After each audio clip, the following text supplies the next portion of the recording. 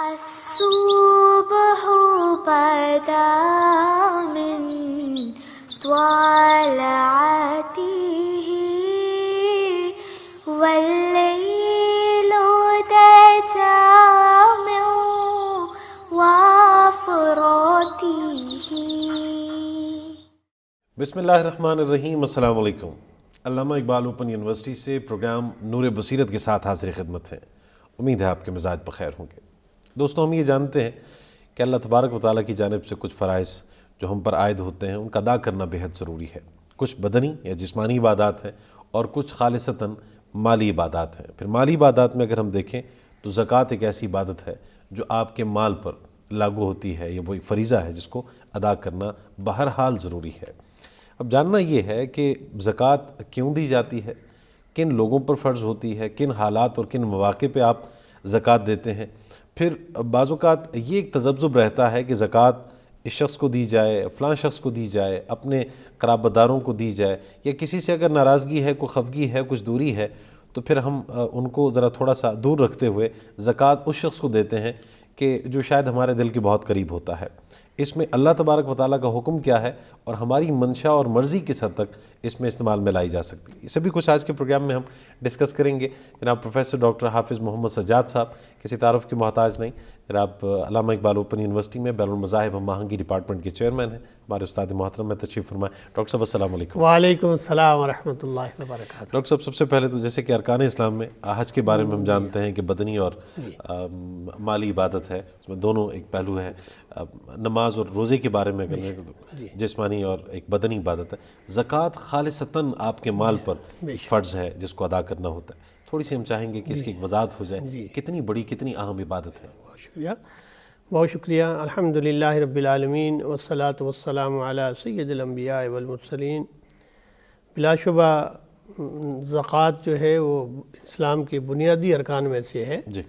और रसूलुल्लाह सल्लल्लाहु अलैहि वसल्लम ने एक हदीस मुबारक में उनकी वज़ाहत फरमाई है कि अल्लाह रब्बुल इज़्ज़त की तौहीद और रिसालत की शहादत के बाद नमाज कायम करना, ज़कात अदा करना, हज करना, रमज़ान के रोज़े रखना, ये बुनियादी अरकान इस्लाम में से है और पूरी इस्लाम की इमारत इन बुनियादी अरकान पर खड़ी है। जहाँ तक इन इबादात का और इन नज़रियात और ईमानियात और इबादात का ताल्लुक़ है, ये शरीयत इस्लामिया के अंदर या इस्लाम की एक बुनियादी तालीमात हैं, असासी तालीमात हैं। यानी तौहीद के बाद यानी ईमान लाना और रसूलुल्लाह सल्लल्लाहु अलैहि वसल्लम की रिसालत की गवाही देने के बाद कुछ ऐसे वाजिबात और ऐसे फ़राइज़ मुसलमान पर आयद होते हैं कि वो सिर्फ़ ईमानियात जो ईमान अक़ीदा उसने रखा है उसका अमली इजहार भी करे। इसलिए कहा गया है कि जो ईमान है ना वो उसमें तीन चीज़ें शामिल होती हैं, इक़रार बिल लिसान व तस्दीक़ बिल क़ल्ब व अमल बिल जवारिह। यानी इसमें तीन चीज़ें शामिल हैं। ज़ुबान से तो इंसान इकरार कर लेता है कि मैं अल्लाह और अल्लाह के रसूल की जो है वो शहादत और गवाही देता हूँ, तौहीद को मानता हूँ, आपकी रिसालत पर ईमान और यकीन रखता हूँ। लेकिन इसके बाद अब इसका इजहार कैसे हो, यार है कि इस्लामी तहज़ीब के ये मज़ाहिर है कि पता चले कि ये मुसलमान है, अमल से कैसे हो। तो उसके लिए इबादात नमाज है, रोज़ा है, हज और ज़कात है, और अपने अमल से उसका इजहार करे कि ये चीज़ें वो करे, वो वाकई मोमिन है। जैसे हुज़ूर सल्लल्लाहु अलैहि वसल्लम फरमाया कि मोमिन जो है, कोई कहे कि इस्लाम से नमाज को ख़त्म कर दिया जाए तो समझिए कि उसने वो इस्लाम में दाखिल ही नहीं हुआ। और यहाँ तक आपने फरमाया है कि एक मुसलमान और काफिर में फ़र्क करने वाली नमाज है। अल्लाह, पता चलता है कि ये मुसलमान है और ये वो है जिसको कलमा गो नहीं है। इसी तरह इन्हीं बुनियादी अरकान में से एक बड़ा बुनियादी रुकन ज़कात का है। ज़कात बुनियादी तौर पर जहाँ अल्लाह रब्बुल इज़्ज़त के यहाँ उसका एक हक़ है, इसी तरह ये बंदों का भी हक़ है।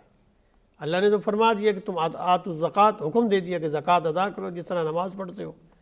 और अक्सर कुरान मजीद में जहाँ नमाज का ज़िक्र आया है वहाँ ज़कात का ज़िक्र आया है। तो अल्लाह रब्बुल इज़्ज़त की फरमा बरदारी में तो ये चीज़ अदा करनी है, लेकिन इससे भी आगे बढ़ते हुए ये उन लोगों का हक़ है जो माशरे के अंदर गरीब है, मस्कीन है, यतीम है, और जिनकी माश इस कदर नहीं है कि वो ज़िंदगी में गुजारा कर सकें। इसलिए अल्लाह रब्बुल इज़्ज़त ने یہ نہیں کہا کہ یہ جو مال تم خرچ کرو گے اس سے، یا تم جو قربانی کرو گے یا تم انفاق کرو گے اس سے اللہ کو کوئی فائدہ پہنچتا ہے۔ اصل میں یہ فائدہ تمہیں ملے گا، تمہاری ذات کو فائدہ پہنچے گا، اللہ اسے اور تمہیں اجر عطا فرمائے گا اور مالی طور پر اور تمہیں آسودہ کرے گا۔ اور پھر اس سے بڑھ کر تمہاری اپنی کمیونٹی کے اندر، تمہارے اپنے معاشرے میں، تمہارے اپنے ہی رشتہ دار اس کے زیادہ حقدار ہیں کہ یہ زکوٰۃ کا مال، تمہارے پاس جو مال بچا ہے نصاب کے علاوہ، تو اس کو تم ان لوگوں میں خرچ کرو تاکہ یہ بھی ان کی معاش بھی چلے، اور جب ان کی معاش چلے گی تو تمہاری مالیات میں بھی اللہ ترقی دے گا۔ ڈاکٹر صاحب بڑا اہم نقطہ آپ نے بیان کیا ہے کہ واحد عبادت ہے کہ جس میں اللہ کا حکم یعنی اللہ کا حق اور بندوں کا حق بیک وقت شامل ہے۔ بے شک اسی طرح، کیونکہ یہ عبادت جہاں تک عبادت بدنی کا تعلق ہے وہ تو خالص اللہ کے لیے، اللہ کے لیے، اس میں مخلوق کی انوالومنٹ نہیں ہے، بالکل نہیں ہے، اور عبادت ہوتی اللہ کے لیے۔ کوئی بھی ہم نیکی کرتے ہیں تو وہ صرف اور صرف اللہ کی رضا کے لیے ہوتی ہے، اللہ کے لیے ہوتی ہے۔ بے شک اللہ تعالیٰ اس پہ ہمیں اجر و ثواب عطا فرماتا ہے، لیکن عبادات میں سے اکثر آپ دیکھیں گے کہ ان میں اللہ تعالیٰ نے یہ حکمت اور مقاصد رکھے ہیں کہ عبادتیں بھی ایسی رکھی ہیں تو ہوتی تو اللہ کی رضا اور خلوص کے اللہ ہی کے لیے ہوتی ہیں، لیکن اس میں انسانوں کی اپنی ضرورتوں اور اپنے فوائد اور ثمرات بھی رکھے ہیں اور مخلوق کے بھی رکھے ہیں۔ مثال کے طور پر اب نماز تو اللہ کے لیے خالص انسان پڑھتا ہے، لیکن ایک فرد کی انفرادی اور اجتماعی زندگی میں اس کے اثرات مرتب ہوتے ہیں، یعنی اس کے اخلاق اچھے ہوتے ہیں۔ قرآن کہتا ہے کہ ان الصلاۃ تنہی عن الفحشاء والمنکر، نماز تمہیں تنہا بے حیائی سے اور برے کاموں سے روکتی ہے۔ اسی طرح زکوٰۃ ہم جب دیتے ہیں تو اللہ فرماتا ہے کہ زکوٰۃ سے تمہارا مال پاک ہوتا ہے، اللہ اکبر، اور یہ فرمایا کہ تم زکوٰۃ دو تاکہ اس سے تمہارا مال پاک ہو جائے۔ اللہ اکبر۔ اسی طرح ڈاکٹر صاحب یہاں پہ ایک اہم سوال یہ ہے کہ بعض لوگ یہ سمجھتے ہیں کہ ان کی جو حرام کمائی ہے اس سے وہ زکوٰۃ ادا کر کے اس مال کو پاک کر دیتے ہیں، اس کا یہ مطلب ہے؟ نہیں، بالکل نہیں، قطعاً نہیں، کہ حرام مال تو اللہ کی ناراضگی کو پیش نظر رکھ کر یہ کام تم نے کیا ہے، اور ان لوگ جو حرام کمائی سے مال کماتے ہیں چاہے وہ ارب پتی کیوں نہ ہو جاؤں، ان کی کوئی نیکی، ان کا کوئی خیر کا کام جو اس مال سے وہ لوگوں کے لیے بطور زکوٰۃ، صدقات، خیرات یا کوئی بھی چیریٹی کا کام ایسا وہ اس مال سے کریں گے جو مال حرام ہوگا، نہ صرف اس سے وہ جائز نہیں ہے، اس کا کوئی اجر و ثواب نہیں ہے، بلکہ اس کا گناہ ہے، کیونکہ وہ مال اس کا نہیں ہے، کسی اللہ اور کا اللہ ہے۔ کے رسول کے ساتھ مذاق کر رہے ہیں۔ صحیح۔ اللہ اور اللہ کے رسول نے ان چیزوں سے منع کیا تھا۔ کتنے ہی لوگوں کا ناحق مال کھا کر جمع کر کے اس مال سے وہ زکوٰۃ اور خیرات کرتا ہے تو اس کی کوئی حیثیت نہیں ہے، بلکہ یہ مال اس کے لیے وبال جان ہے۔ بالکل ٹھیک ہے۔ اچھا ڈاکٹر صاحب، اب یہ بات طے شدہ ہے کہ آپ نے رزق حلال میں سے زکوٰۃ کو ادا کرنا ہے، کون شخص ہے کہ جو صاحب نصاب کہلائے گا؟ پہلے تو ہم یعنی ایک موٹی موٹی چند باتیں اپنے اسٹوڈنٹس کی گوش گزار ہم کرنا چاہیں گے آپ کے توسط سے۔ زکوٰۃ کا جہاں تک بڑا اللہ نے بڑی حکمت اس کے اندر رکھی ہے، اور اللہ کی شریعت میں یہ حکمت موجود ہے کہ اتنی انسان اللہ تعالیٰ اس کو تکلیف دیتا ہے انسان کو جتنی اس کی استطاعت ہوتی ہے، یعنی شریعت کا کوئی بھی عمل اس قدر اس میں حکمت کا پہلو موجود ہے کہ لوگوں کی استطاعت، ضرورت کے مطابق انہیں کہا گیا کہ یہ کام کرو، اس سے حد سے آدمی بڑھ جاتا ہے تو اس کا مقصد، شریعت کا یہ مقصد نہیں ہوتا کہ لوگوں کو تکلیف پہنچائی جائے، بلکہ ان سے تکلیف کو اور رکاوٹوں کو، ضرر کو دور کرنا مقصود ہوتا ہے۔ اس لیے دیکھیے کہ جو صاحب نصاب ہوگا، جو مالدار ہوگا، اسی پر زکوٰۃ فرض ہے۔ جو آدمی اس کی استطاعت ہی نہیں رکھتا، بڑی مشکل سے اپنی ضروریات پوری کرتا ہے، مال اس کا جمع ہی نہیں ہو سکتا، وہ جو کچھ کماتا ہے وہ خرچ کر دیتا ہے، جو کچھ وہ کماتا ہے اپنے سے ضرورت چیز زیادہ ہے وہ بھی خرچ کر دیتا ہے، وہ جمع کرتا ہی نہیں ہے۔ یہ جو صفت ہے یہ بہت اعلیٰ صفت ہے۔ رسول اللہ صلی اللہ علیہ وسلم کو قرآن مجید میں اللہ تعالیٰ نے یہ جو مختلف سوالات صحابہ کرتے تھے تو ان میں سے ایک سوال یہ بھی تھا کہ ہم خرچ کیا کریں، یسألونک ماذا ینفقون، اے رسول آپ صلی اللہ علیہ وسلم سے سوال کرتے ہیں یہ صحاب کہ ہم کیا خرچ کریں، تو آپ انہیں فرما دیے کہ کہہ دیجئے کہ جو بھی ضرورت سے زائد چیز ہے اسے خرچ کر دو۔ اللہ اکبر، یعنی زکوٰۃ سے بھی پہلے کا معاملہ ہے یہ، بہت آگے بڑھ جانے والی آگے بات۔ بڑھ جانا، یہ تو ہے کہ جو جمع کرے گا اس پر زکوٰۃ ہے، اور وہ بھی ایک مقدار اور نصاب، ابھی ہم اس کا ذکر کریں گے اس سے۔ لیکن ایک آدمی چاہے وہ ارب پتی کیوں نہیں ہے، وہ اس کے پاس مال آتا ہے، اپنی ضرورت پوری کرتا ہے، اور ضرورت سے زائد جو جمع کرتا ہی نہیں ہے کسی جگہ کسی خزانے میں، بلکہ اس مال کو وہ ایسی تقسیموں میں کر رہا ہے، سال کا بھی انتظار نہیں کر رہا، نصاب کا بھی انتظار نہیں کر رہا، اسے وہ خرچ کر رہا ہے، پھر بھی کوئی چیز جمع ہو جاتی ہے تو پھر جو متعین نصاب ہوگا اس میں سے خرچ کرے گا، اور اسی پر زکوٰۃ فرض ہوگی، جو کم از کم اس کے لیے شریعت نے جو اصول ہمارے سامنے رکھے ہیں اس میں ہمیں چاندی اور سونے کے حوالے سے، کیونکہ یہ اصل زر ہیں، ٹھیک ہے، یہ بنیادی قدرے ہیں، اور بنیادی زر اور بنیادی اسی سے ہم کسی بھی قوم کا کسی بھی شخص کی مالیات کا اندازہ لگاتے ہیں۔ اس زمانے میں بھی جب رسول اللہ صلی اللہ علیہ وسلم کے عہد میں بھی، آج بھی دنیا کے اندر معروف یہی ہے کہ سونے اور چاندی کو نصاب مقرر کیا گیا ہے کہ جس کسی شخص کے پاس، کسی انسان کے پاس جو مسلمان ہے، اس کے پاس اگر 7.5 تولے سونا یا 52.5 تولے چاندی موجود ہے اور اس پر پورا سال گزر گیا ہے، یعنی اس جیسے یہ اصل زر موجود ہے، سونا چاندی اصل موجود ہے، یا پھر اس کے برابر آپ کے پاس پیسہ موجود ہے، یعنی 7.5 تولے سونے کے پیسے جتنے بنتے ہیں آج کے مقدار کے حوالے سے، اور آپ اس کو سال کا انتظار لگا لیں، یعنی آپ کے ایک سال یہ 7.5 تولے پڑ رہا ہے، اس وقت اس کی قیمت کیا ہے، اس حساب سے یہ سال بھر پڑا رہا، فرض کیا کہ یہ 7.5 تولے سونے تقریباً 10 لاکھ کا یا 8 لاکھ کا یا 5 لاکھ جو بھی بنتے ہیں، اس میں سے 2.5% کے لحاظ سے آپ زکوٰۃ دے دیں گے، اور آپ کا مال باقی آپ کا مال ہے، اسی میں سے جو ہے وہ زکوٰۃ ہوگی۔ اسی طرح شریعت نے جو ہے وہ دیگر تجارت کے معاملات ہیں، اسی طرح زراعت ہے، اسی طرح پھل ہے، اسی طرح زمین ہے، اس پر زکوٰۃ ہے۔ اب زمین کی جو پیداوار ہے اس پر ہمیں کہا گیا کہ جو خود پانی دیتے ہو محنت کر کے، مراد ہے کہ آپ ٹیوب ویل لگاتے ہیں، اس پہ خرچہ آتا ہے، اس پر جو ہے وہ اس کے لیے 20واں حصہ ہے، اور جو اللہ کے سے سیج دیتا ہے، پانی بارش برسات دیتا ہے، اس پہ 10 کے حساب سے جو بارانی زمین ہے، بارانی زمین ہے، ٹھیک اس لحاظ سے ہے۔ تو اسی طرح اسے ہم عشر کہتے ہیں۔ جی، اسی طرح جو مزارعت ہوتی ہے، یعنی زراعت آپ کرتے ہیں، اسی طرح مساقات ہے، جو پھل ہوتے ہیں سال کے بعد ان پھلوں پر بھی زکوٰۃ ہوتی ہے کہ یہ باغ ہے، اس نے اتنی مالکیت ہو سکتی ہے، اندازہ لگا لیا جاتا ہے، اور جب مال پک جاتا ہے، پھل پک جاتے ہیں تو اس میں سے 10واں حصہ اس کا بھی اللہ کی راہ میں خرچ کر دیجیے، اس کی پیداوار۔ اسی طرح جو ہے دیگر جو اونٹ ہیں، بکریاں ہیں، ان پر بھی زکوٰۃ اللہ رب العزت نے رکھی ہے۔ یہ بھی کیونکہ مال شمار ہوتا ہے، اس کی ایک اپنا مقدار ہے جو ہمیں شریعت کی کتابوں میں، فقہ کی کتابوں میں، حدیث کی کتابوں میں اس کی تفصیلات ملتی ہیں۔ اچھا بھئی ڈاکٹر صاحب، جو مال مویشی ہیں اگر ان کو تجارت کی غرض سے پال رکھا ہے یا ان سے آپ کچھ رقم وصول کر رہے ہیں تو تب زکوٰۃ ہوگی، یا اگر آپ نے اپنے گھر کے لیے رکھا ہوا ہے اور اپنی ضرورت کے رکھا ہوا ہے پھر بھی؟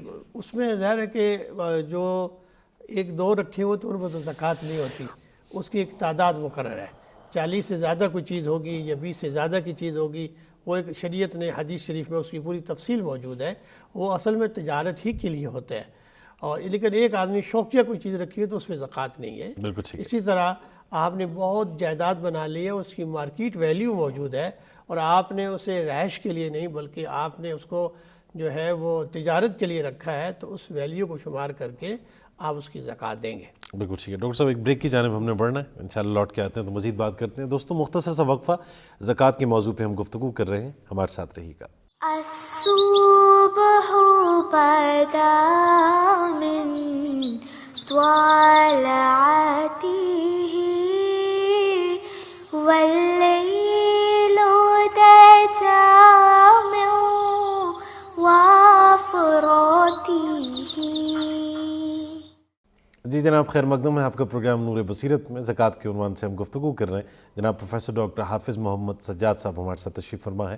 ڈاکٹر صاحب، یہ بھی ہم جاننا چاہیں گے، جیسے آپ نے فرمایا 52.5 تولے چاندی یا 7.5 تولے آپ کے پاس سونا ہو، یا انہی کی قدر کو سامنے رکھتے ہوئے اگر کچھ آپ کے پاس رقم موجود ہے، کوئی بھی کرنسی ہو۔ اچھا ڈاکٹر صاحب، آج میں نے یہ چیز نوٹ کیا ہے کہ میرے پاس نصاب کے مطابق رقم موجود ہے، یا سونا یا چاندی ہے، اس دوران سال پورا ہونے سے پہلے اس میں کچھ کمی واقع ہوتی ہے، پھر اس میں کچھ اضافہ ہو جاتا ہے، یہ اس کا کیسے حساب رکھا جائے گا کہ ہو سکتا ہے کہ وہ 6 ماہ کے بعد وہ 52.5 تولے چاندی جو ہے وہ 40 تولے پہ آ جائے، اور پھر اس کے بعد وہ سال پورا ہونے پہ 70 تولے پہ پہنچ جائے؟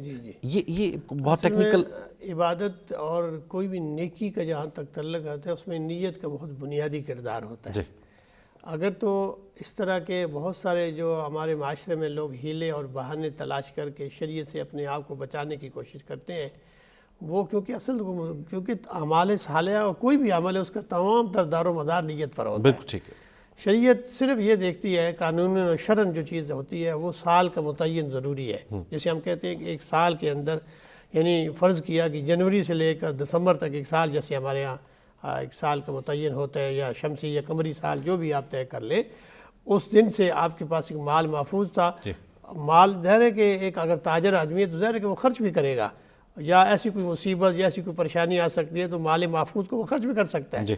تو ضروری شریعت یہ کہتی ہے کہ حساب یہ لگایا جائے گا کہ پہلے دن سے جو پورا سال اس پر گزر جائے اور یہ مال بچا ہوا موجود ہو جو اس قدر نصاب کے مطابق ہو، اچھا وہ اس پر زکوٰۃ لگے ڈاکٹر صاحب، میں سوال کی تھوڑی سی مزید، میرے پاس آج 5 لاکھ روپے ہے، اب یہ 5 لاکھ روپے نصاب کی روح سے مجھ پہ زکوٰۃ فرض ہو گئی ہے، نہیں اس 5 پر اگر پورا سال گزر جائے تب، لیکن اب اس سال کے دوران یعنی آج 5 لاکھ ہے، 6 ماہ کے بعد یہ 7 لاکھ ہو جاتے ہیں، تو یہ جو 5 لاکھ کا سال پورا ہوگا، اس وقت جب سال پورا ہو رہا ہوگا میرے پاس 7 لاکھ روپے ہیں، تو زکوٰۃ 7 لاکھ پہ ہوگی یا 5 لاکھ پہ ہوگی؟ اس میں مجموعی دیکھ لیا جائے گا کہ کتنی مالیت بنتی ہے اس کی، ٹوٹل اس کی، اچھا تو وہ مال محفوظ کے لحاظ سے اسی میں سے کلیکشن کر لی جائے گی۔ اس میں حتمی بہت مشکل ہو جاتا ہے، جو آدمی اس مال میں سے خرچ بھی کر رہا ہے، محفوظ بھی رکھ رہا ہے، لیکن عموماً یہ دیکھا جائے گا کہ اس کا کون سا مال اتنی مقدار ہر وقت محفوظ رہی ہے، اسی پر اعتبار کر کے لاگو کر لیا جاتا ہے۔ اور اس میں پھر یہ ہوتا ہے کہ جو نیک اور صالح لوگ ہوتے ہیں وہ میکسیمم اس سے بڑھ کے بھی دیتے ہیں، ایک تو مقدار متعین ہوتی ہے لیکن اس سے بھی زیادہ دے دیں تو اللہ تعالیٰ اس کو آپ اجر و ثواب دیتے ہیں۔ جیسے ہم بہت ساری نیکیاں کرتے ہیں تو حضور صلی اللہ علیہ وسلم جیسے حج کیا یا کوئی بھی ہم عبادت کرتے ہیں تو آپ نے فرمایا کہ عبادت کے بعد تم صدقہ کی بھی کیا کرو۔ اللہ فرمایا اس کی کیا حکمت ہے؟ فرمایا اس عبادت کے اندر کوئی کمی کمزوری یا اس جو اللہ تعالیٰ نے فرمایا تھا اس حق کے مطابق ادا نہیں ہو سکی، اللہ تعالیٰ اس کمزوری کو دور فرما دیتا ہے جب تم لوگوں پر خرچ کرتے ہو۔ تو دین اور جہاں تک متعین چیز ہے تو وہ تو پوری کوشش کرنی چاہیے۔ مثال کے طور پر ہم یہ دیکھتے ہیں کہ جو مال، یہ کر لیجئے کہ اگر آپ اصل زر کو بنیاد بناتے ہیں تو پھر مسئلہ حل ہو جاتا ہے۔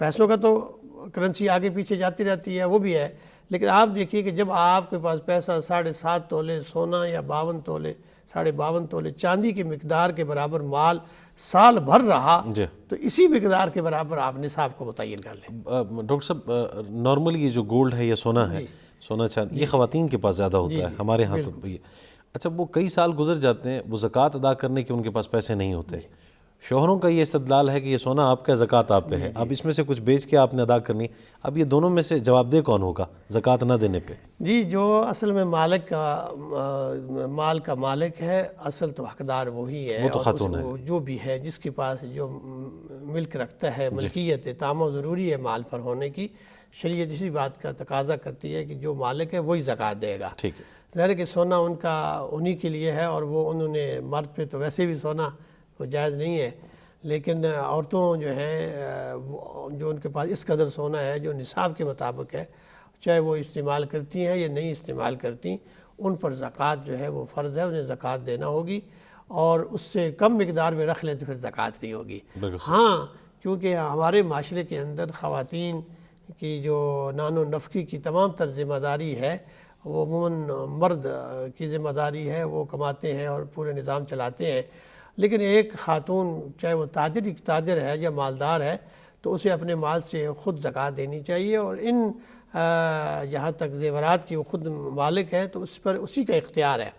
یہ ایک اخلاقی فریضہ بنتا ہے کہ کیونکہ خاتون سارا دن اور پورے سال اس خاندان کی کفالت کرتی ہے، اور وہ اگر چاہتی تو وہ کاروبار بھی کر سکتی تھی، وہ اپنے گھر کے بچوں کی تربیت اور تعلیم اور دیگر ضروریات جو خامند کی ضروریات ہیں یا فیملی کی ضروریات ہیں وہ ایک بہت بڑی قربانی دیتی ہے۔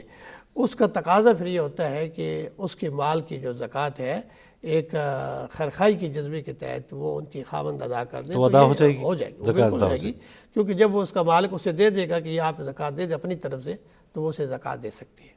زکوٰۃ کن لوگوں کو دی جائے گی؟ یہ بڑا اہم ایک سوال ہے۔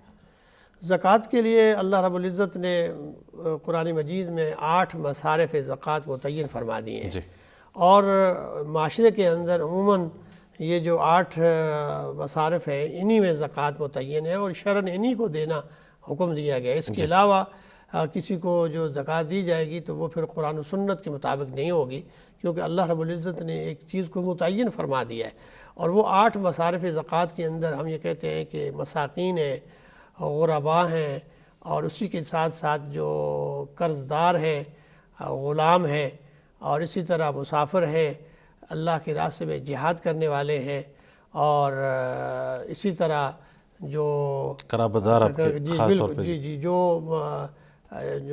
مؤلفۃ قلوب، وہ لوگ جو جنہیں ہم اسلام کی طرف دعوت دیتے ہیں اور تھوڑا سا ان کو ترغیب دیتے ہیں کہ ان کی مالی مدد کر دی جائے، وہ کمزور ہیں، وہ غیر مسلم ہیں، تاکہ ان کی مالی و تالیف قلب کر کے ہم اسلام کی طرف انہیں راغب کریں۔ نیت یہ ہونی چاہیے، نیت یہ ہونی چاہیے۔ تو اگر وہ ضرورت مند بھی ہیں تو ان کی ہم مالی مدد کریں۔ تو اس طرح یہ 8 مصارف زکوٰۃ ہیں۔ ان میں سے آپ دیکھیے کہ جو مسکین ہے، مسکین کے بارے میں ہمارے ہاں اس کا متعین کرنا بڑا مشکل ہوتا ہے، کہ وہ سفید پوش لوگ ہوتے ہیں جو پتہ نہیں چلتا کہ ان کی ضرورت کیا ہے، وہ کسی کے آگے ہاتھ نہیں پھیلاتے۔ فقیر اور مسکین کے یہاں فرق یہ کیا گیا ہے کہ مسکین جو ہے وہ تو اس کا اظہار نہیں، لیکن فقراء تو طلب بھی کر لیتے ہیں اور معاشرے میں، لیکن بہت تحقیق کرنی چاہیے اور دیکھنا چاہیے کہ ہمارے معاشرے میں کون واقعی حقدار ہے۔ پھر معاشرے کے اندر بعض لوگ تو بالکل واضح ہیں ہمارے سامنے، فقراء میں سے مثال کے طور پر یتیم ہے، اب اس کا تو کوئی وارث نہیں ہے، اس کے ماں باپ نہیں ہیں، اس کے پاس کہاں سے معاشیات ہے۔ اسی طرح بیوہ ہے کہ اس کا جو ہسبینڈ یا خاوند ہے وہ فوت ہو گیا ہے، تو اب ظاہر ہے کہ اس کا کمانے والا معاشرے وہ نہیں رہا۔ اسی طرح معذور افراد ہیں، ضرورت مند ہیں معاشرے کے اندر۔ اسی طرح آپ دیکھیے کہ قرض جو آدمی اس حد تک پہنچ گیا کہ ہاتھ نہیں پھیلاتا ہے، یا کوئی سے اس نے بہت ضرورت بڑھ گئی ہے، وہ کسی مسلمان سے کسی سے بھی قرض لیا اس نے، اب قرض تو لے چکا ہے، اسے استعمال بھی کر چکا ہے، لیکن اس کے اندر اتنی استطاعت نہیں ہے کہ وہ قرض واپس کر سکے۔ آپ اس کی بھی مدد کیجئے زکوٰۃ کے مال سے، تاکہ اپنے قرض سے وہ اپنی جان چھڑا سکے، اور جس سے پیسے لیا اس کو بھی مل سکے اور اس کی اپنی آسودگی ہو سکے۔ اسی طرح مسافر ہے، اب مسافر کیا ہے، وہ کتنے ہی امیر کیوں نہ ہو، ظاہر ہے کہ وہ اپنا پورا ہر وقت مال تو اپنے پاس نہیں رکھتا، وہ سفر کے اندر ہے، اور سفر ظاہر ہے کہ اس میں مشکلات بھی پیش آتی ہے، ممکن ہے کہیں چوری ہو جائے، حادثہ ہو جائے، کوئی چیز ختم ہو جائے یا گر جائے۔ اب اس وقت اگر اس کو ضرورت ہے تو اس پر بھی زکوٰۃ جو ہے وہ فرض ہوگی۔ اسی طرح اللہ کی راہ میں جہاد کرنا، اللہ کی راہ میں جو ابن سبیل ہے اس کو بھی ہم نے کہتے ہیں، اللہ نے فرمایا کہ اس پر بھی زکوٰۃ فرض ہے کہ اللہ کے راستے میں وہ جہاد کر رہا ہے۔ اسی طرح یہ بھی فرمایا گیا کہ پھر اسلامی ریاست کے اندر جو اس کی ذمہ داری ہے کہ وہ اپنے امت کو، اپنے معاشروں کو، مسلم ریاست استحکام چاہتی ہے تو ان ممالک کے غریب لوگوں کی بھی ہیلپ کرے جن کے اندر اس بات کا امکان ہو کہ وہ مسلمان ہو جائیں گے، ان کی تالیف قلب سے ہم بہت سارے معاشی اور معاشرتی برائیوں سے بچ جائیں گے، ملکی سطح پر بھی اور انفرادی سطح پر بھی۔ اس کے لیے آپ دیکھیے کہ آپ کے محلے کے اندر جہاں غیر مسلم رہتے ہیں ان کی کفالت آپ کر کے اس طرح انہیں اسلام کا ایک تالیف قلب کر کے آپ کر سکتے ہیں۔ ڈاکٹر صاحب، ہم نے یہ سنا ہے اسلامی تعلیمات کے مطابق کہ جو قرابت دار ہیں ان کا سب سے پہلا حق ہے۔ قرابت داروں میں پھر کون، کہ جو زکوٰۃ کا جو افضل ترین آپ کا مصرف ہے اس میں کون پہلے حقدار؟ بلا شبہ جن قرآن مجید نے جن مصارف کا ذکر کیا گیا ہے، انہی میں سے اگر آپ کے اپنے رشتہ داروں میں لوگ موجود ہیں تو سب سے پہلا حق انہی کا ہے۔ اس طرح 2 آپ نیکیاں کما رہے ہیں، ایک تو ادائے زکوٰۃ کر کے اللہ تعالیٰ نے جن کو حکم دیا زکوٰۃ دی جائے ان کو دے رہے ہیں، دوسرا آپ کے وہ رشتہ دار بھی ہیں ان کا ویسے بھی آپ نے صلہ رحمی کرنی تھی، سبحان اللہ۔ یعنی یہ تو زکوٰۃ تو فرض تھا، اس کے علاوہ بھی قرابت داروں کے کچھ حقوق ہیں جو اللہ تعالیٰ نے ارشاد فرمایا ہے کہ تم اپنے رشتہ داروں کا حق ادا کرو، اور اسے اللہ تعالیٰ نے صلہ رحمی سے قرار دیا ہے۔ رسول اللہ صلی اللہ علیہ وسلم کی احادیث کے اندر پوری اس پر احادیث تفصیل کے ساتھ موجود ہیں کہ جس میں آپ نے فرمایا کہ تم لوگوں کے ساتھ، خاص کر رشتہ داروں کے ساتھ صلہ رحمی کرو۔ فرمایا کہ یہ اللہ تعالیٰ رحمان اور رحیم ہے، اور رحم ہی سے انسان کو پیدا کیا ہے، اور رحم سے مراد رشتے ہیں. جی یہ جو رحم سے رشتے بنتے ہیں یعنی ایک دوسرے سے تعلق بنتا ہے، جو فیملیز بنتی ہیں، ان کا بہت حق ہے. اور آپ صلی اللہ علیہ وسلم نے یہاں تک فرمایا کہ اگر کوئی چاہتا ہے کہ اللہ اس کے رزق میں فراخی اور کشادگی پیدا کر دے اور اس کی عمر کے اندر اللہ برکت دے دے، اس کی عمر بڑھا دے، تو فرمایا فل یصل، اسے چاہیے کہ وہ رحم کرے، صلہ رحمی کرے، رشتہ داروں کے حقوق ادا کرے. زکوٰۃ کے سلسلے میں بہن بھائیوں کو زکوٰۃ دی جا سکتی ہے؟ بہن بھائیوں کے حوالے سے یہ ہے کہ کیونکہ یہ تو خونی رشتہ دار ہیں، جی اس سے یہ اس بات کا ڈر ہوتا ہے کہ یہ زکوٰۃ اپنے گھر کے اندر ہی دے رہا ہے. اس کے لیے تو ظاہر ہے اور لوگ بھی دیں گے جو بہت خونی رشتہ دار ہیں، ان سے اس کے بارے میں کہا گیا کہ احتیاط کی جائے. اور اب ہمارے معاشرے میں کئی لوگ ہیں کہ ایک بھائی کروڑ پتی ہے جو زکوٰۃ دے رہا ہے، جی جی دوسرا اتنا مفلوق الحال ہے جی جی کہ اس پہ فرض ہے اس کو ادا کرنا. اس لیے کہ اس کے لیے صلہ رحمی کرے. اچھا یعنی اس کے لیے یہ تو بھروانا، اس کا تو حق ویسے بھی حق ہے کہ وہ رشتہ دار ہے نا، صرف اس لیے کہ ایسا نہ ہو کہ لوگوں کو زکوٰۃ اپنے گھروں کے اندر ہی وہ دیتے رہیں، لیکن وہ اس قدر مستحق ہے کہ وہ ہاتھ پھیلا رہا ہے تو پہلے اس کا یہ فرض تھا کہ پہلے صلہ رحمی کرے.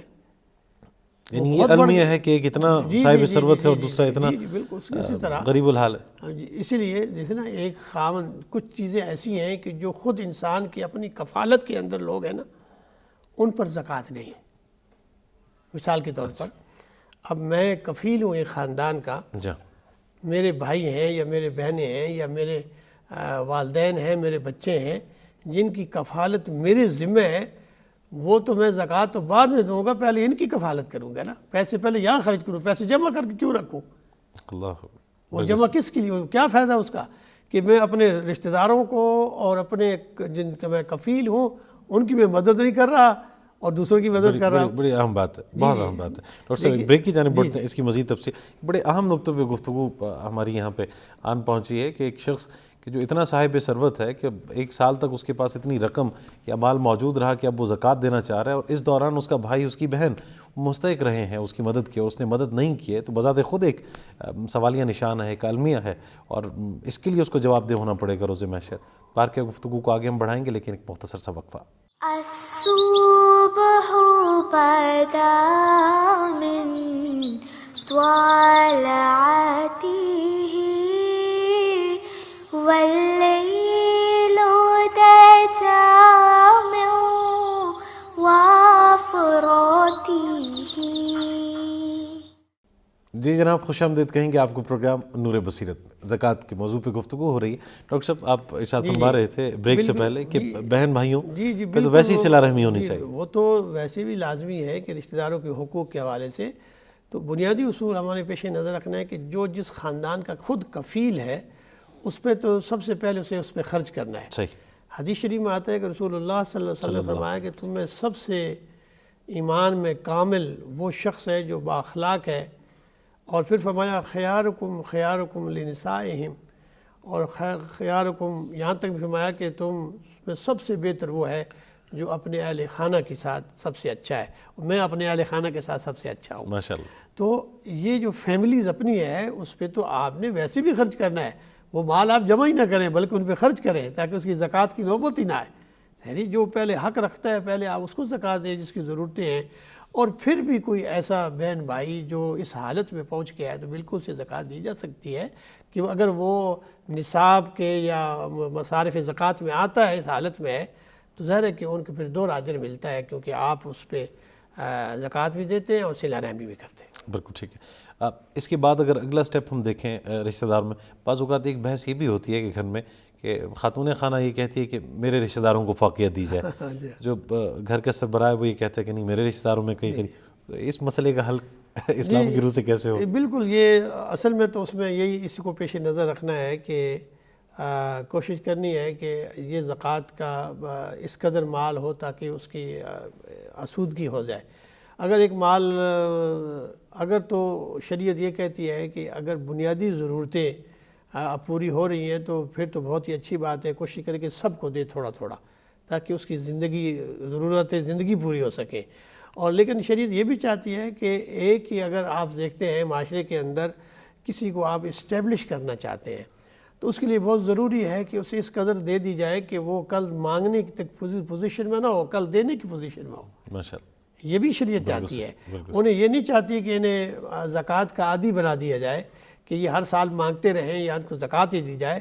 آپ اس زکوٰۃ کے اگر آپ اسے بہت ارینج کریں، جیسے آج بڑی ضرورت ہے معاشی کفالت کے طور پر، کوئی خاندان، کوئی فیملی، کوئی محلے دار اگر یہ طے کر لے اس محلے کے اندر جتنے بھی غریب فیملیاں ہیں ہم سب مل کر ہم اس طرح کفالت کریں کہ انہیں کوئی ایسی مستقل جاب یا ایسا کوئی مستقل ذریعہ بنا دے کہ وہ کل کمانے شروع کر دیں۔ یہ نہیں کہ صرف ان کے کھانے پینے تک ضرورت پوری ہو، کل یہ ہم اس طرح اسٹیبلش کر دیں، یہ زکوٰۃ انہیں اجتماعی طور پر دیں اور ان لوگوں کو اس کام پہ لگا دیا جائے کہ کل یہ کمانا شروع ہو جائے، پھر کل یہ زکوٰۃ دینے شروع کر دیں۔ یہ اصل سوسائٹی کا یہ مقصد ہے۔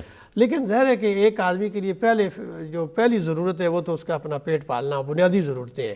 تو اگر معاشرے کے اندر بنیادی ضرورتیں پوری ہو جاتی ہیں اور پھر بھی لوگ زکوٰۃ کے مستحقین رہتے ہیں تو پھر کوشش کی جائے کہ انہیں ایسی اجتماعی کفالت کی جائے تاکہ وہ معاشرے کا ایک مفید شہری بنے۔ یہ نہیں ہے کہ ہر سال وہ زکوٰۃ لینے والے بنے۔ ڈاکٹر صاحب، بعض لوگ پوچھ کے یا بتا کے زکوٰۃ دیتے ہیں۔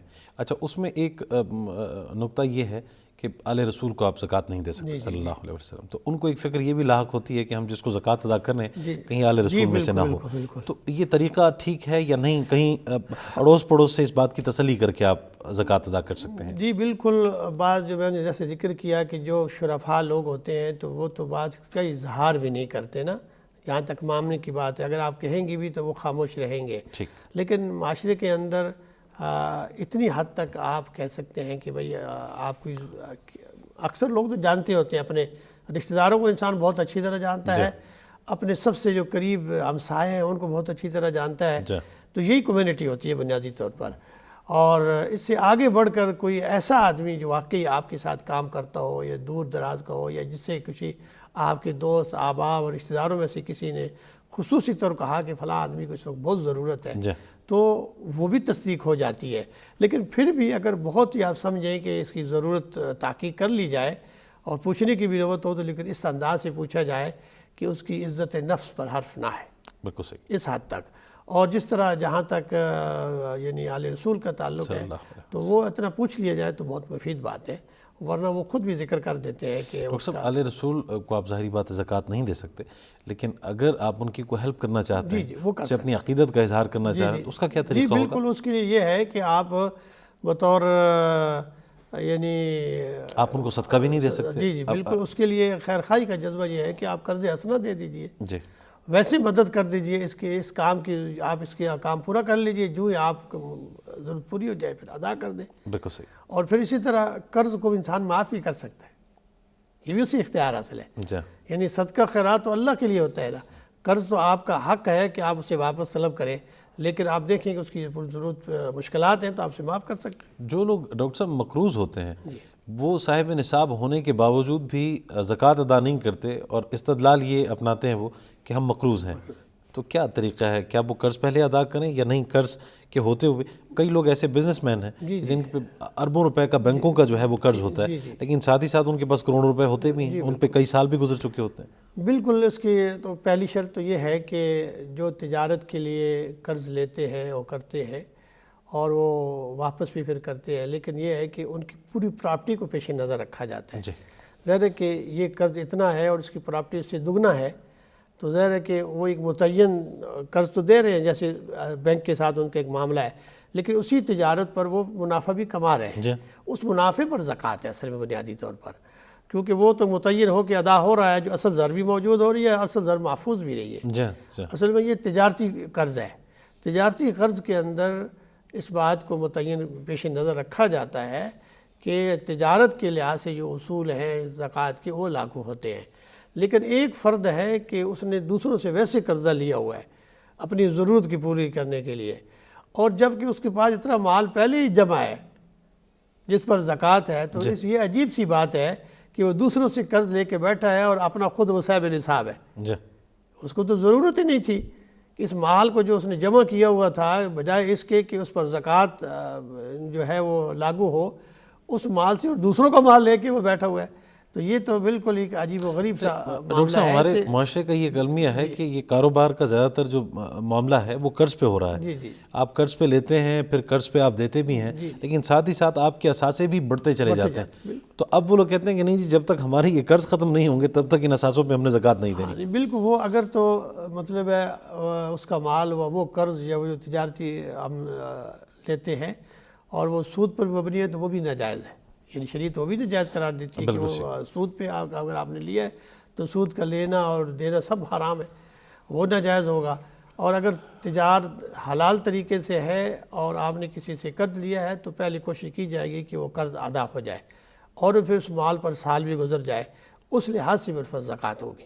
ڈاکٹر صاحب ایک دور جدید کے جو علماء کرام ہیں یا جو ریسرچرز ہیں، محققین ہیں، ان کا یہ کہنا ہے کہ اب 52.5 تولے چاندی ہی کا جو نصاب ہے اسی کو مقدم اور سامنے رکھا جائے گا، کیونکہ اب 52.5 تولے چاندی کی جو قیمت ہے وہ تقریباً آدھا تولہ سونے کی قیمت ہے.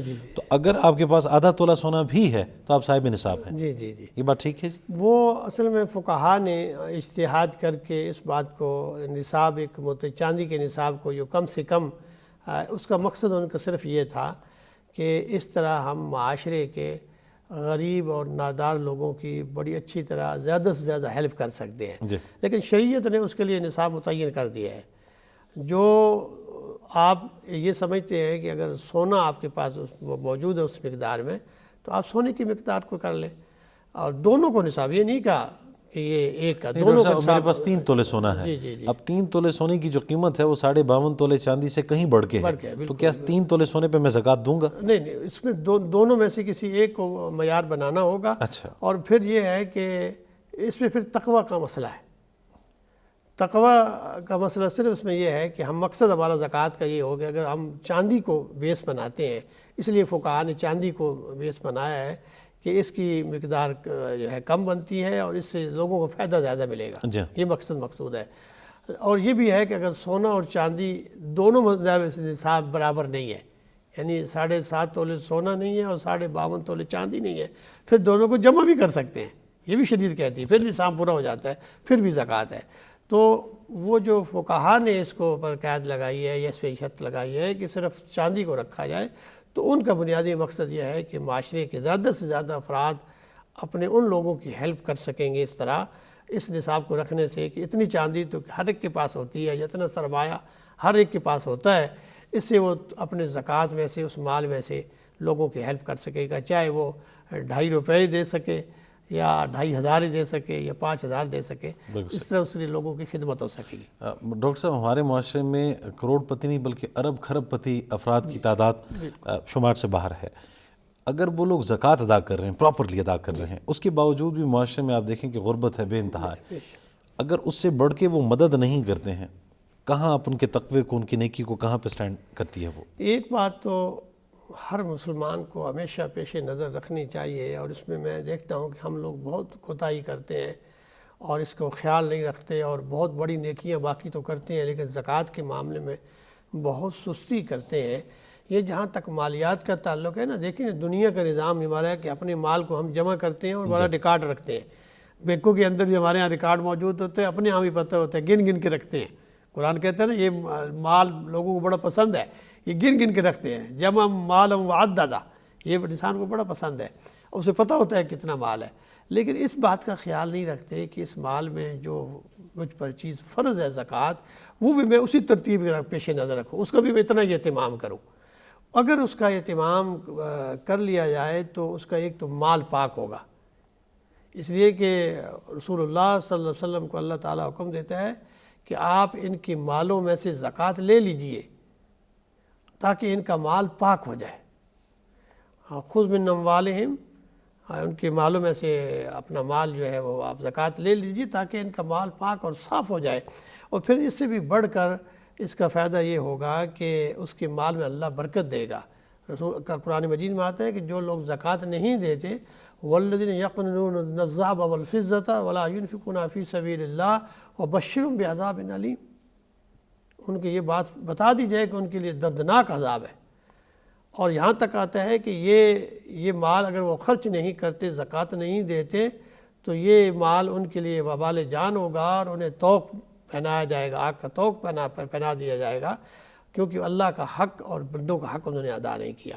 اس لیے آپ نے جو ذکر کیا ہے کہ جو لوگ ارب پتی ہیں اور کھرب پتی ہیں اور وہ زکوٰۃ نہیں دیتے اور وہ اس کا ریکارڈ بھی نہیں رکھتے، یا فقط زکوٰۃ ادا کر دیتے ہیں، جی ان کے لیے ضروری ہے ایک تو پہلے اپنے مال میں سے جتنا بھی ان کا مال بنتا ہے اس میں سے زکوٰۃ وہ ادا کریں۔ اس سے سب سے بڑا فائدہ انہی کو ہوگا۔ لیکن ایک کھرب پتی ہے، یہ مال اس نے کہاں سے کمایا؟ اسی معاشرے کے اندر کاروبار کر کے کمایا، جی، اس کا کوئی بھی کاروبار ہے، اور غریبوں کا وہ کاروبار ایسا نہیں ہو سکتا کہ لوگوں کے بغیر ہو۔ جی، یعنی کوئی بھی دنیا میں کاروبار کرے، ایسے نہیں ہو کہ آپ درخت لگا دیں اس میں پیسے بننے میں شروع ہو جائیں، یہ تو نہیں ہوگا۔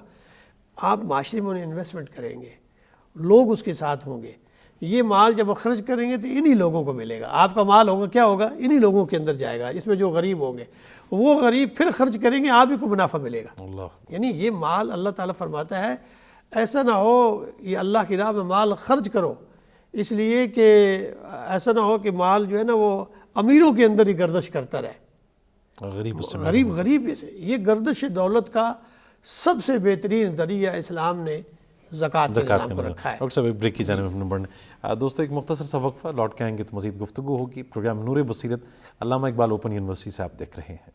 الصبح بدا من طلعته والليل دجى من وافراته۔ جی جناب، پروگرام نور بصیرت آپ دیکھ رہے ہیں علامہ اقبال اوپن یونیورسٹی سے۔ زکوٰۃ کے ٹاپک پہ ہم آج گفتگو کر رہے ہیں۔ ڈاکٹر صاحب، آج بھی ہمارے دور اس ملک میں بھی اور دنیا بھر میں کچھ لوگ زکوٰۃ کا انکار کرتے ہیں برملا۔ جو شخص زکوٰۃ کا انکار کرتا ہے، اسلام کی روح سے کیا اس کے لیے حکم ہے؟ دیکھیے، قرآن مجید میں بالکل صراحت کے ساتھ، وضاحت کے ساتھ فرما دیا گیا ہے کہ ان کے لیے آپ اللہ کے رسول انہیں یہ بات بتا دیجئے، ان کے لیے اللہ کی طرف سے دردناک عذاب ہے، اور ان کا جو یہ طرز عمل ہے وہ مسلمان کا طرز عمل نہیں ہے، اور وہ جو بھی وہ مال کھا پی رہے ہیں حلال مال کے اندر بھی اس میں جو ہے وہ ان کا حلال مال بھی پسند نہیں ہوگا پھر، کیونکہ اس میں سے اللہ کا حق ادا نہیں ہوا۔ اس نبی پاک صلی اللہ علیہ وسلم کی وصال کے بعد بڑے فتنوں میں سے ایک فتنہ یہ بھی تھا کہ زکوٰۃ کا انکار کر دیا گیا تھا۔ جی، یہ رسول اللہ صلی اللہ علیہ وسلم یہ جو زکوٰۃ کا نظام ہے تو ہم یہ دیکھتے ہیں کہ خود مکی دور کے اندر یہ تو کہا جاتا ہے کہ زکوٰۃ کا پورا نظام جو ہے یہ مدنی دور کے اندر ہے، لیکن آپ مکی دور کی مکی صورتوں میں دیکھیں گے، مکی صورتوں کے اندر آپ کو صدقات خیرات کی سب سے زیادہ تلقین کی گئی ہے۔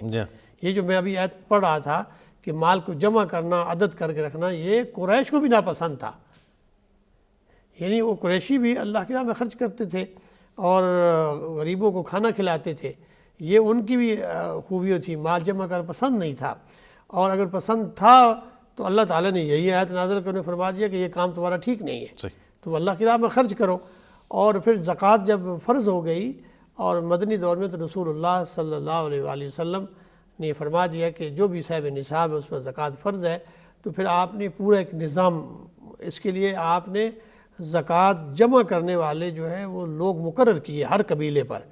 مختلف قبائل جو عرب میں تھے جو مسلمان ہو گئے، ان کی جو جانور ہیں ان پر کتنی زکوٰۃ ہے، ان کے باغات، ان کے مالیات، ایک ایک صحابی وہاں جاتا اور وہاں سے وہ زکوٰۃ جتنی بنتی تھی وہ لے کے آتا اور رسول اللہ صلی اللہ علیہ وسلم کو جمع کرتا۔ خود تمام صحابہ کے زمانے میں پورا ایک یعنی بیت المال میں اس کی زکوٰۃ آتی ہے۔ سب سے بڑا اسلامی ریاست کے مالیات کا سب سے بڑا ذریعہ یہ زکوٰۃ ہے۔ اب یہ جو زکوٰۃ ہے اسے اور سمجھنے کی ضرورت ہے کہ یہ میری اور آپ کی ذمہ داری ہے کہ ہم زکوٰۃ دیں، لیکن یہ بنیادی طور پر اسلامی ریاست کی ذمہ داری ہے۔ اللہ حکم دے رہا ہے ان کو کہ آپ ان میں سے ان کے مالوں میں سے زکوٰۃ لے لیجئے۔ رسول اللہ صلی اللہ علیہ وسلم بحیثیت حکمران جب حضور کا وصال ہو گیا تو قبائل نے یہی سمجھا کہ یہ ہم زکوٰۃ و رسول اللہ کو دیتے تھے، آپ کا وصال ہو گیا تو اب ہماری مرضی ہے، ہم جسے دیں جسے نہ دیں۔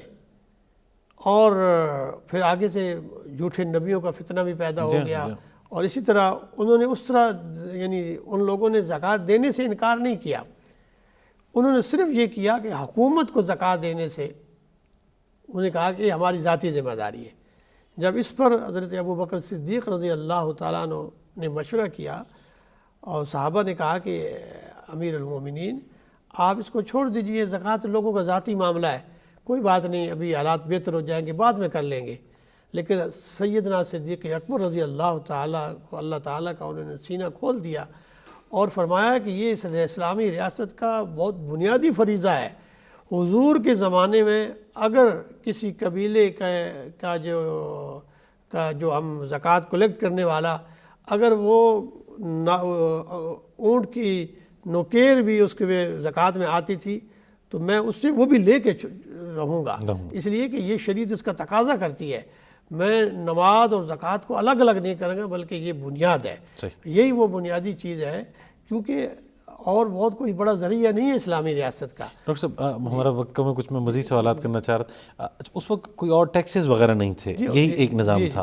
آج کے دور میں یہ ہے کہ حکومت ٹیکس وصول کرتی ہے، تو بہت سے لوگ یہ کہتے ہیں کہ جناب ٹیکس ہم دے رہے ہیں اور وہ زکوٰۃ سے کئی گنا زیادہ دے رہے ہیں، تو اب زکوٰۃ دینے کی ضرورت نہیں ہے. ایک موقف یہ ہے.